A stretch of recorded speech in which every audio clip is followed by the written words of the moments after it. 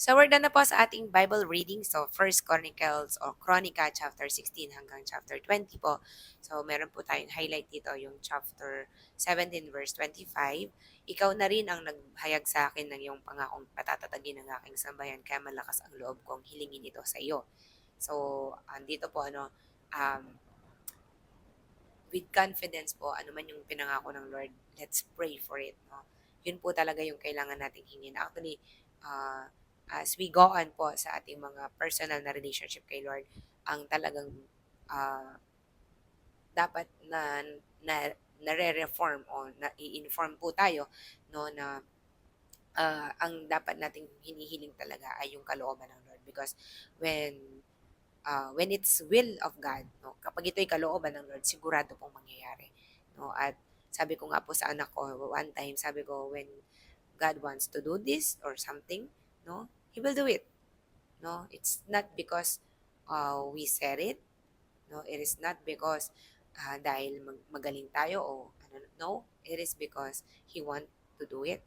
And only by faith, no, we can please the Lord. It's not by our works, no. So talagang dito po sabi ni David, malakas niyang hiniling, no, ito kasi pinangako ng Lord. And sabi niya, ikaw Yahweh ay Diyos at ang mga dakilang pangako ito'y ginawa mo para sa iyong lingkod. Kaya basbasan mo nawa ang angkan ng iyong lingkod upang magpatuloy ito sa iyong harapan magpakailanman. Sapagkat ang pinagpapala mo ay pinagpapala magpakailanman. So those who will be blessed forever. So we know that God bless us, no, bless us and give us His grace and love. So let's receive that, let's claim that, no, by faith, and let's always remind ourselves, no, doon sa mga pinangako ng Lord. Kaya nga meron po tayong mga naririnig, and I also love that, no. Talagang gusto ko po 'yon at inaangkin ko po yung you need to pray for the promise. You need to pray for the promise. Panalangin po natin yung mga pangako na ng Diyos na noon una pa, no. At dito po makikita natin, ganun po ang ginawa ni David. Hiniling po niya yung mga sinabi at ninanasa o ninais ng Lord para sa kanya.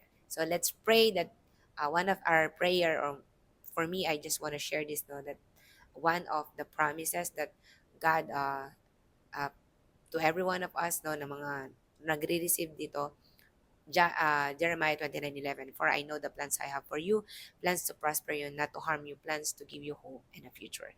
So that's one of my prayer, that the Lord will surely bless me and prosper me.